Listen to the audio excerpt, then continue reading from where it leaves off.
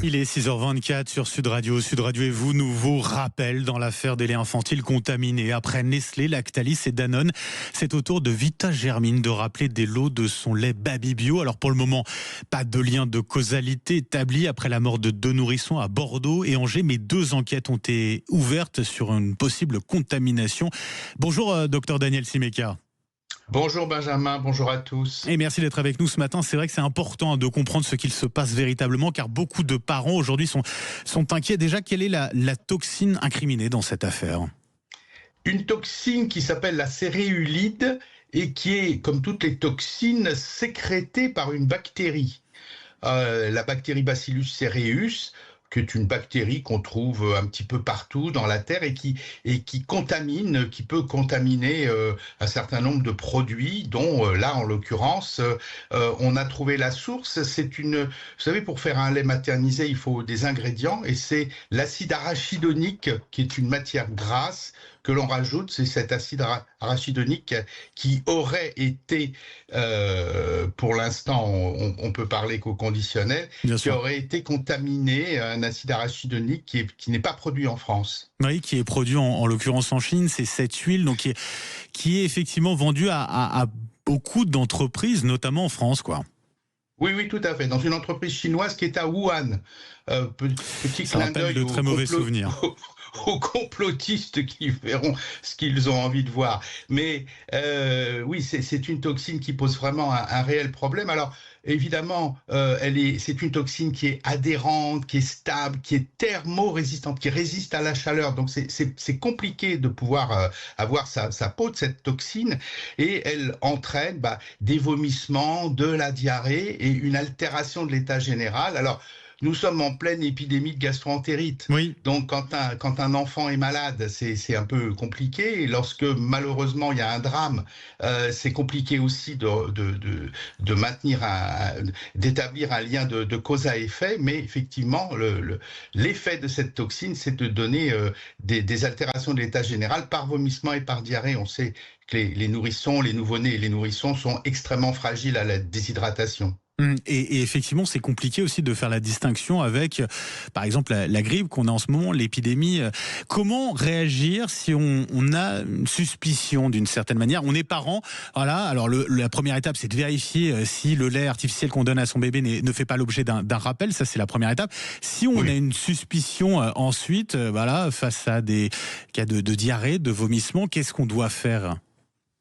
Je crois qu'il ne faut pas avoir d'état d'âme. De toute façon, la gastro-entérite, puisque c'est diagnostic différentiel, la gastro-entérite elle-même, lorsqu'on voit son enfant qui commence à être un petit peu pâle, un petit peu mou, qui semble être un peu déshydraté, tous les parents maintenant savent bien, on n'a pas le temps ici de décrire les signes de déshydratation, mais on le voit bien dès qu'on a le moindre doute, c'est le pédiatre, le généraliste ou les urgences, hein, et comme ça on est fixé. Il ne faut pas hésiter, de toute façon, y compris dans une simple gastro-entérite.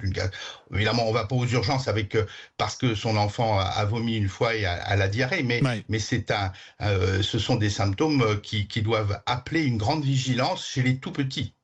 Ça pose une question derrière. Biberon ou allaitement ? Alors c'est un choix qui est très très personnel, mais est-ce que l'allaitement peut être une solution peut-être pour éviter de prendre ce risque-là ? Alors écoutez, moi je suis très respectueux du droit des femmes à disposer de leur corps, y compris de cette partie particulière du corps des mammifères que nous sommes. Je suis très respectueux.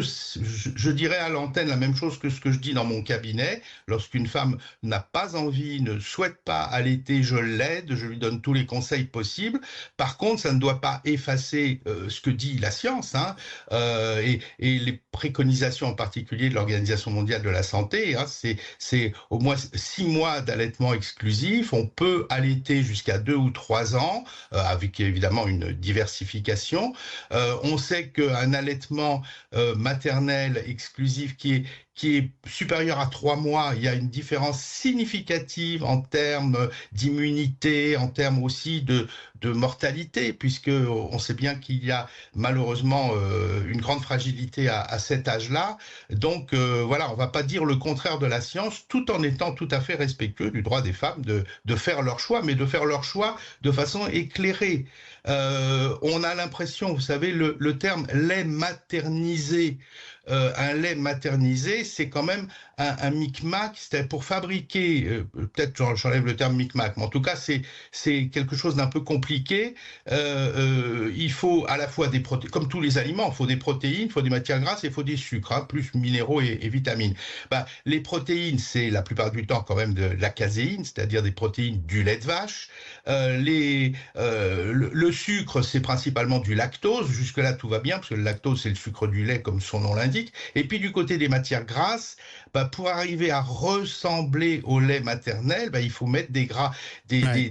des huiles particulières. Là, en l'occurrence, ce fameux acide arachidonique, dont le nom rappelle les cacahuètes, mais c'est un peu plus compliqué que ça. Et c'est là où ce puzzle d'ingrédients peut Ouais. parfois être un peu compliqué. On se rapproche du Mhm. lait, mais c'est jamais la même chose. Oui, vous rappelez son caractère artificiel finalement à ce lait infantile. Merci beaucoup, docteur Daniel Simeka, pour toutes ces informations essentielles dans ce contexte de rappel massif de lait infantile. D'ailleurs, liste complète à retrouver sur le site rappel.conso.fr. Merci beaucoup, docteur, et passez une belle journée.